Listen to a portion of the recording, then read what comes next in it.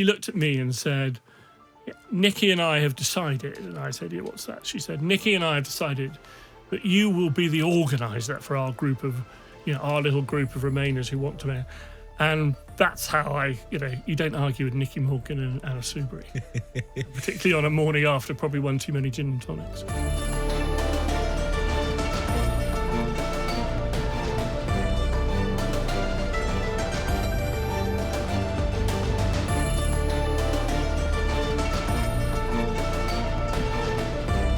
Stephen William Hammond is leaving us soon. He's been the Conservative MP for Wimbledon since 2005, but is among dozens of MPs who are going to stand down at the next election, and joins me for his exit interview. Stephen, welcome.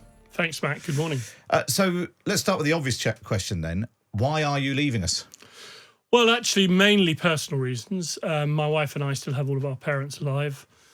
My mother has complete dementia and my father needs help. My wife's mother is in a care home, and her father needs looking after, and they have a 500-acre farm, which requires, we have a brilliant shepherd called Ian, but luckily we have to do a lot of the help as well, which is fascinating. It's another life. You remember I once came on your show and you asked me what I've been doing over the Easter recess, and I said lambing, and you, I think, fell off your chair at the other end. It's not what you expect from the MP for Wimbledon. No, that's true, in a very big way. And when I tell people, there are two or three other things that I think struck me. One is that it's a huge privilege and a huge honour to be a member of Parliament. But, in all jobs, people sometimes go on too long, and I didn't want someone to say to me in a few years' time, you should have stood down at the last general election. I wanted to go down when I still felt I was making a contribution. I still thought I was really enthusiastic about the job, and I think I'm doing that. The fact that your majority at the last election was only 628, and we can all read the polls, that didn't play a factor in it? Not really. People ask me that a lot because, what you didn't mention in my biog was, of course, I stood in Wimbledon in 2001 and lost. So for me, it's not the fear of losing. I've lost. In fact, I did that in 97 and 2001. So, no, that didn't really play much of a part. Funnily enough, I think Wimbledon will be a three-way marginal, and if you're in politics, you usually back yourself, and I would have backed myself. As the MP for Wimbledon, there must be some perks. I mean, you must be just swimming in Pimm's and strawberries and cream and tennis. Well, Wimbledon is obviously synonymous with tennis. I've been very lucky over the years to be invited to the All England. As a Member of Parliament, you get an invite once a year to the Royal Box. Unfortunately, there's a very controversial planning application at the moment, which I've tried to find a compromise between local residents and the club. But I think it's the wrong application. And this is a big expansion. A big expansion of the club. And something will happen, but unfortunately a compromise hasn't happened. So they didn't invite me last year. Oh. So go on, drop some names, which tennis players, or even like celebrities and royals, if you rub shoulders with the Royal Box. Well, the tennis players, I guess the most obvious one was, I once remember waiting to go back out on court, and it was the end of a game, and coming on afterwards was Roger Federer, and I was standing by his mother, and she said, "Do you think the crowd will wait for my son?" And I said, "Yes, I think they'll probably wait for your son." And you must see a lot of celebs in the Royal Box as well. Yeah, there's huge people. From all the sports people. Sally and I once had tea with Brian O'Driscoll and his wife, and then met them again the following year. They were fabulous. But you also see politicians. There was one day when they had a table full of William, David Cameron, myself, Justine Greening, all around the same lunch table before going out to watch the tennis, which was a great time. You also meet great sports people from ages past, of all sports, international tennis players, but also Olympians and all sorts of people. It's great. It's fabulous. Cliff Richard? I haven't been at the same time, but I've watched him sing. Very good, very good. Looking back on your career since 2005, so almost 20 years, there's almost a pivot in the middle. There's your career pre-Brexit, and there's what happened afterwards. You'd become a junior minister for David Cameron, and then Theresa May. And you were on that sort of path that you would expect, sort of climbing your way through. And then Brexit comes along, and you're a staunch Remainer, and you lose the whip under Boris Johnson. So let's talk about the first bit first of all. Then, how did you find that process of being a minister? Was it something you enjoyed? Well, I was very lucky. I became an MP in 2005, and we'd spent 8 years in opposition, 8 fruitless years in opposition. And there's a real lesson as we look at the next general election and the possibility we might not win about don't waste opposition years. And there are some real lessons there. But we felt we were on the way to government, and I was one of the first 6 or 7 David promoted to the front bench. And it was fascinating. We were being taken seriously. You were developing policy. And then, of course, we didn't win the 2010 general election. So I went to, I didn't get a ministerial role in the first go, but I went to work with Eric Pickles. Did you pay the price for the Lib Dems? Yes. Yeah, yours was one of the jobs that went to the Lib Dems. Yeah, in the coalition. And, that's pretty hard to take, having spent 5 years or 4.5 years writing the policy, watching other people bring it forward. But nonetheless, I went to work with Eric Pickles, which was a masterclass in how you govern, because he'd obviously been heavily involved in local politics before, and a masterclass in politics. And one of the great lessons that whenever I speak at things, I always roll at Eric's phase, which is you've got to roll pitch before you play the game, Stephen. And actually, far too many people forget they've got to prepare things. Minister was, there are some people who say, "Oh, who wants to be a junior minister?" I say, "Well, I'd be one every day of the week." So, most people go into politics to do things positively, to make a difference for your country, your constituents, and you can do that as a junior minister. You can contribute. You can have your own policies. What you learn is that government is not as easy as everybody thinks. Everybody thinks you click your fingers and then suddenly everything falls into place. The reality of it is you've got to have, I think, perseverance. You've got to have leadership, and you've got to know what you want to try and deliver in a most ministerial careers, apart from Michael Gove's probably, and don't go on and on and on and on. Is there a thing, a policy or a law that you changed or something that happened that you can look back and say, I did that and that's still there and that will be there for however long? Well, there was some stuff on road safety. But I think you mentioned also I was health minister for a while, Minister of State number 2 in the health department. And I think, if you ask me about all of my times in politics, certainly the times in the House of Commons, and it's a real privilege to be in the health department, and I really, really enjoyed that. And just some of the challenges in terms of looking at preparations for the winter round. The people plan that came out beginning of this year actually saw its antecedents. The first draft of it was when I was in the department. And you think how many years ago that was. The health bill, where we had that whole chapter on prevention.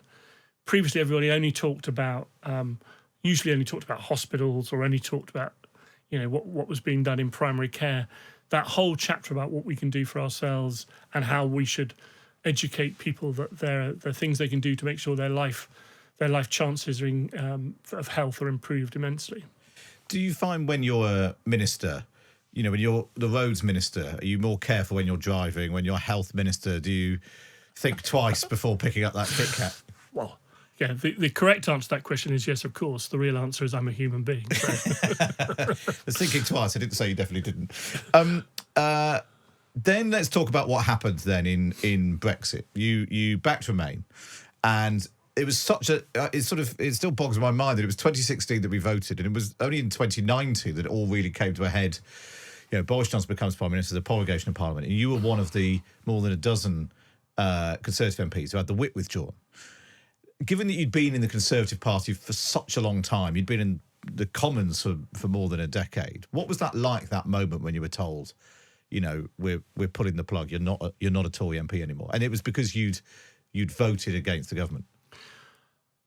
It was an extraordinary period in Parliament, and we'd gone through 3 years probably where, Mrs May had been tried a number of things, and most of those other people had deliberately confounded, I think. And so she came down, and then Boris Johnson came through with a view of Brexit. My view was I was always very clear I'd campaigned. I was very clear that it was in our strategic interest as a country. But, it was an extraordinary campaign, was that, we at Remain were saying, we know the EU is a flawed institution, but we can reform it, and it's in our economic and strategic interests. The Leave campaign was we want our country back, and it was a heads and hearts. Really difficult campaign. I never sought to thwart it. What I sought to do, and you can see this through things I did in 2017 and 2018, was that actually I wanted to make sure that when we left in a way that was economically as least damaging to our country and gave us the opportunity for economic benefit. So you will remember I argued for EFTA and EEA. I mean, there's a very funny story how I got to be so heavily involved because obviously I've been a Remainer, I've been chatting to people.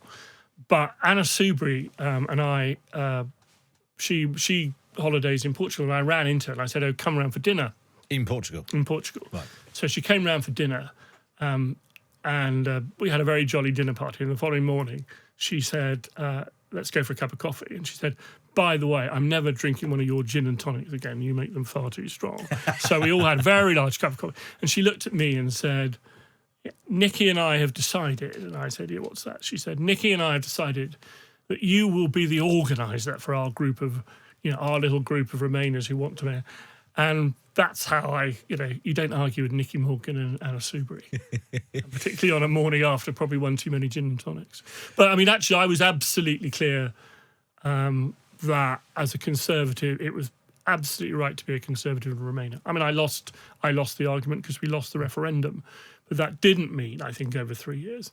And then, as you say, we came to that night. I remember Boris Johnson sacked me as he sacked pretty much anyone who voted Remain in July. And again, that was one of Prime Minister. Yeah, that was one of the most extraordinary exit interviews because I think I was the first Minister of State he sacked. He'd done the cabinet the day before, and he invited me in. And obviously, I'd known Boris from London because I was London Link when we were in government. And my personal view is that Boris was a great mayor. We'll talk about other things later. But, he suddenly started saying, Stephen, you're doing a great health minister, doing a great job. And there was this sort of embarrassing moment for about a minute where Boris was telling me what a great man I was. And then I suddenly looked at him and I said, but actually, Prime Minister, what you're trying to tell me is you don't want me in your government. And he said, yeah, that's right. But we all want to talk over the summer. And I suddenly got a phone call from Mark Spencer, who was the chief whip at the end of August, saying, we're going to make this a confidence vote on Monday. I said, you must be mad. Why would you do that? It's not a matter of confidence. We've gone through these things. We don't have a majority. Anyway, as you know, it was made a matter of confidence. And I think 22 of us felt that this was a real matter that we accepted we were leaving. There was never a question about it. But to leave without a deal or that process would have been so injurious to our country that we didn't feel we could vote for it. And you were suddenly splashed all over the papers as a sort of enemy of the state. We all went back to my room, actually, and about 15 of us sat round, and our mobile phones went one after the other, with the chief whip phoning us up and telling us, to your original point, which I finally get to, I found it one of the most quite emotional and depressing moments in politics because, as you say, I'd been a member of the Tory party pretty much as soon as I left university. I'd campaigned for it for all my adult life. And here I was being chucked out for something which I sincerely believed in. I'm very pleased that we hadn't done the same thing to people who'd done the same thing to Mrs. May, but it felt extraordinarily unfair. It felt extraordinarily wrong. And I think that the person who devised that strategy continued to give Boris Johnson bad advice for a long period of time. Was that Dominic Cummings? Yeah. Dominic Cummings should never have been in number 10. And just on this, what happened next, because although you had the whip with John and you thought, that's you with the Tory party done, you were back by the time the election happened in December. And clearly some of you, Anna Soubry by that point, had gone off and done Change UK, and others had gone off and ended up standing for the Lib Dems. David Gauke stood on his own independent ticket. How did you get back in, and why did you do it, having been treated like that? Well, I'm a Conservative to my core, so I would. Anna said, "Come and join Change." No, I would never. I would have left politics. I'm a Conservative to my core in what I believe the Conservative Party should believe about. And what happened was, but I had always said that I would vote for a deal. As I said, I voted more times for a deal than Boris Johnson ever did, which is a matter of record. Yeah. So when Boris came back with a deal, despite its imperfections, I was asked whether I would vote for it. And I said, well, I have always said that, and I would. And they offered me the Conservative Party whip back. It made the 2019 general election quite interesting. But I think it's, we always talk about the Conservative Party and indeed the Labour Party being broad churches of opinion. And I represent a strand of what I think is traditional conservatism. You said when you announced you were standing down that the Conservative Party now is different to the one that you joined. Would you join it now? At its core, I would, but I would be spending a lot of time, as I am, reminding my colleagues that wandering off to the extremes means it's almost impossible to govern and almost impossible to be elected. I never talk about you and your One Nation colleagues have been losing that argument for some time now. And that actually, if you look at the so-called front runners to, if the polls are right, Rishi Sunak will lose in the next election. They're talking about Suella Braverman, they're talking about Priti Patel, they're talking about Kemi Badenoch, all people on the right of the party. They're talking about Nigel Farage. That's not your party, is it? Is there a place for Nigel Farage in the Conservative Party? I find it very difficult to believe there could be a place for Nigel Farage in the Tory party. I don't see how his beliefs fit with ours. I mean, we are. I'm sort of very much out of the classic David Cameron school, socially liberal, economically, fiscally responsible, believe in creating opportunity and aspiration, that we should work on an international basis with the nation state, building out from there. I hear what you say, but it's interesting, isn't it? Because after the next general election, if you look at the polls, if you accept the polls are right, and we'll make that premise, and we might argue about that in a moment, Matt, the party actually in Parliament is probably likely to move more back to what you'd say traditional. There are a lot of people who, luckily, and thank goodness, won their seats at the last general election, giving voters in seats that aren't normally Conservative the chance to be Conservatives. But nonetheless, if you look at the polls, therefore, although we talk about this, I think the fate of the party after the next general election is still very much up for discussion and persuasion. You lose your Lee Andersons, the Red Wall Tory MPs on the right of the party. Well, if you look at the polls, there'll be a mixture of both in the south and north. I hope that doesn't happen, obviously, and I will be campaigning for Conservatives, even though I'm standing down. Would you go and campaign for Lee Anderson? But he's not a member of the Conservative Party. Were he to get the whip back, would you go and campaign for Lee Anderson? I'm not sure Lee would want me. I mean, one or two of my colleagues have asked me not to. That was a long time. That was in 2020. So the point, I think, though, is that I think you will see still quite a lot of work to do. And there will be candidates from the centre, just because we're spending a lot of time talking about Suella Braverman and Priti and Kemi, a lot of people are also talking about Penny. There are people talking about Tom Tugendhat. And I suspect there'll be somebody who will emerge from the generation, even below 2015, who may well be a contender as well. Well, let's turn our attention then to some of your former bosses. Let's get your exit interview assessment of some of your previous bosses. Let's start with David Cameron. Sum up David Cameron in a word for us. I think he was the ultimate professional. He was immaculate. He oozed confidence. He is a statesman. He, I think, has all of those qualities. I think immaculate. That might be the first time anybody's used that adjective about anyone since we do the exit interviews. That's good. Theresa May in a word.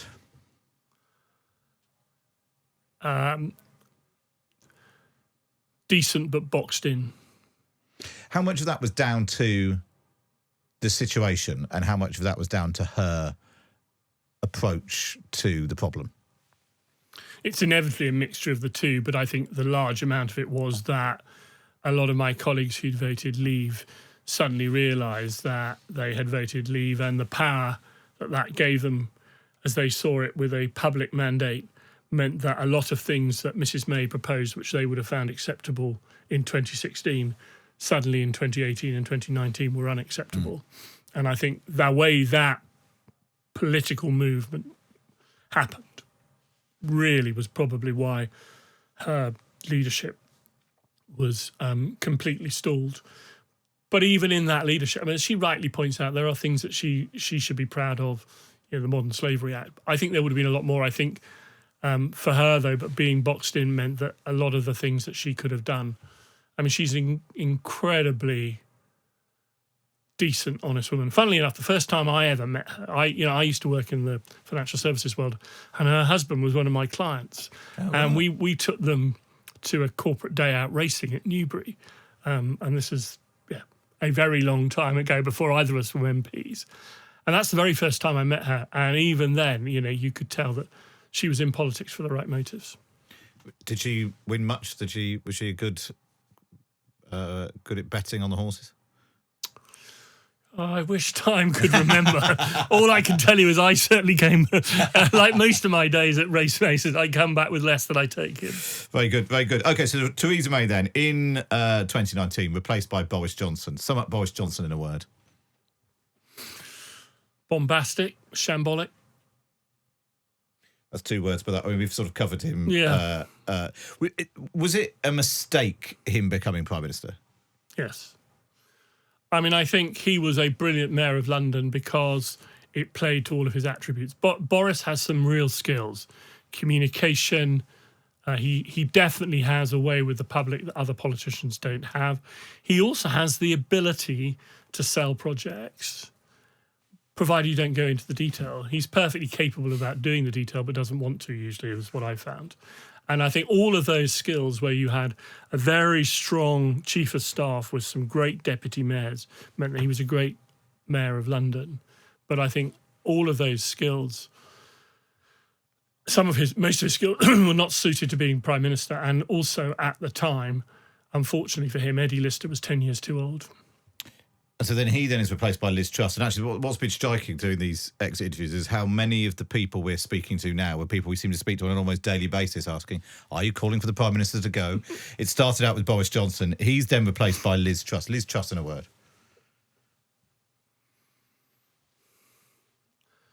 I'm trying to be kind. Be honest. Deluded. I mean, I think that much of Liz's prescription, as a Conservative, you would say, well, some of that sounds rational and reasonable. But one of the great lessons, and Nigel Lawson said it just before his death, as Conservatives, we make sure that we are fiscally responsible first before we do other things. And I think she put the two things the wrong way around and thought that it would be able to be worked. I think she just thought that if she say the things she said, it wouldn't matter that you hadn't gone through some of the normal processes. And in modern politics, that's never going to work. And it was just never going to work. What have you made of what she's done since? Because if you thought she was deluded when she was Prime Minister, going to the Republican gatherings in America, sharing a platform with Steve Bannon, talking about Tommy Robinson being heroes, talking about the deep state, inviting Nigel Farage to take over the Conservative Party. You had the whip drawn for far less. Should she still be a Tory MP? I'm not going to get into the argument about that, but I think it's very odd, and I perhaps reinforces the word I used a moment ago. But you think it's okay for... I mean, Lee Anderson's been removed. I don't think it's okay for her to say certain individuals are acceptable individuals. I don't think it's okay for her to put forward conspiracy theories. But against that, there is a right of speech. She hasn't actually, as yet, offended certain of the freedom of speech rules, as I understand it. But I think that one of the lessons that we have learned yet again, which we have to remember as politicians, is that it's not only what we believe, but the way we say it is really important. And it can, just by the way we say things, even if you accept that that wasn't entirely what you meant to say, the ramifications of what you've said can be quite severe. Finally then, Rishi Sunak in a word. Integrity. All my dealings with him show me that he is a man trying to do his best in very difficult circumstances. And, had we not had Truss and had we not had Partygate, I think we'd be in a very different political world. If you look at governments across the world, we're all suffering from broadly the same economic problems. We're all suffering from the same problems with our society in terms of how we deal with the impacts on a number of people post-COVID. Our problems aren't that different. I mean, they are different in certain areas, but not that different. The reality is that Partygate and the Truss affair has meant that a number of people have seen this country in a different light and betrayed that. Finally, then, let's do some classic exit interview questions. Do you think we equip MPs, equip you to do your job properly? In all sorts of ways, probably not. And the job has changed. You know, you make the point that I've been there rather a long time. You know, when I first arrived, there used to be this thing called the post bag. You know, now I hardly get more than 3 letters a day. I probably do get 200 emails a day at least. And so the problem with that is actually understanding that people in the modern world, when they send you an email, expect a much more immediate response. If you got a letter, it'd be perfectly, you know, it wouldn't be a surprise if you didn't receive a response for a fortnight. Now, if I haven't responded within a day, people sort of saying, didn't you receive my email of yesterday? And so I think there's a capacity issue for members of parliament. I think there's a real issue also in between what you want us to do in the classic textbook case, which everybody reads about, is that we're there to scrutinise government as opposed to our local roles, and getting the balance between those two right. And I think that's a real constitutional challenge, because increasingly people see me as the person of first resort with their problems from anything and everything. And, you know, a lot of people come to me with real problems that, you know, I am absolutely proud to try and help them with. But there is a balance between that happens. Do people have to have particular skills to be a member of parliament? One of the things I always say to schools is that, you know, anyone in the room can be a member of parliament, and I don't think we should take that away. You do need boundless enthusiasm, and I think you need boundless persistence and resilience, and you can't teach that. Is there a thing when you do step down, whenever the election comes, that you'll look back on you're most proud of, whether it's in the constituency or as a minister or in government generally? You know, it's really interesting. You always get asked that question, particularly at schools. You know, what's your proudest moment?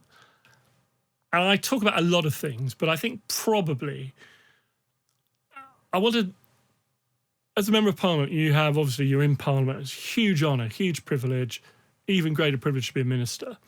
But you should never, I remember Michael Howard once saying to me, never forget the people who elect you. And my very first surgery after I elected, when I got elected, was on the 13th of May, 2005, the Friday after, 7 days later. And this lady came to see me, and she lived in one of the council blocks, and her flat above her had flooded, and she was looking to recarpet her flat. The council had put in humidifiers but wouldn't pay for her carpet. She'd been trying for a piece of carpet which cost £77 for 6 months. I wrote to the council. 2 weeks later, she got her £77. And I think that is, and I tell that story because, one, I'm actually quite proud of it because it shows what members of parliament do, which no one ever sees. But it's also the essential, because we act as the advocate for our constituents against authority in the widest sense of the word. And we should never forget that's one of the huge roles. And I think, if you ask me, I'm really proud of all the constituency stuff we've done. I mean, I could talk about ministerial stuff, but the constituency stuff is really important to a lot of people. And it's those little things that sometimes make a real change to other people's lives. And what did you dislike most about the job? Oh, I dislike most the way it's become, public discourse has become so savage, so unforgiving, the unintentional, I think in a lot of cases, complete rudeness that people happen. I think people need to stop. I think quite often when people are keyboard warriors, if they were forced to write it out by hand, they'd probably tear it up and throw it away. I think people need to remember to use the delete button a bit more before they send things. And I think people just need to, the expectation of members of parliament, quite rightly, is high, and we should be held to a high standard. But we are all humans. People do make mistakes. And most people across the political divide, in my opinion, 99% of whatever political colour are in it for the right reasons, which is to try and do better for their constituents and their country. We will disagree about the means to get to the end, but we agree what the end is. So taking all that on board then, and everything that gets talked about, the hours, the threats, the intrusion, the abuse, would you recommend this job to someone you cared about? I regret to say I probably wouldn't. I think the pressures you have to, I mean, it would depend who it was and their motivation, their commitment. But I speak to a number of candidates and I tell them all to think very, very hard about being a member of Parliament. You need to go in completely with your eyes open. If you're going in completely with your eyes open and you understand some of the pressures and how those pressures have changed and are likely to change further, if you understand the impact that it has on your family. My daughter is 28, and for all of her life, I've either been a parliamentary candidate or a member of Parliament. And I've always tried to be a good father, but I know there are things that I've missed that I should have been at. And I think people need to think. So I suppose rather than say I definitely wouldn't, I would be telling people the realities of the job. Go, and if you still want to go in with your eyes open, that'll be their decision. But I would be telling them both the ups, which people see. You talked about the privileges and the perks earlier on, but I'd be making sure that people understood, some of the things, the reality of day-to-day life. And finally, then I was going to ask you what you'll do next, but we know it's going to be a lot more lambing on the farm. Where is the farm? The farm's on the Wiltshire-Dorset border, so there'll be a lambing. But when you leave Parliament, you don't have any salary, so I should be looking for a few other things to keep to make sure that I can pay for the milk bill. Very good, very good. Stephen Hammond, Conservative MP for Wimbledon. Thanks for joining us for your exit interview. Thanks, Matt.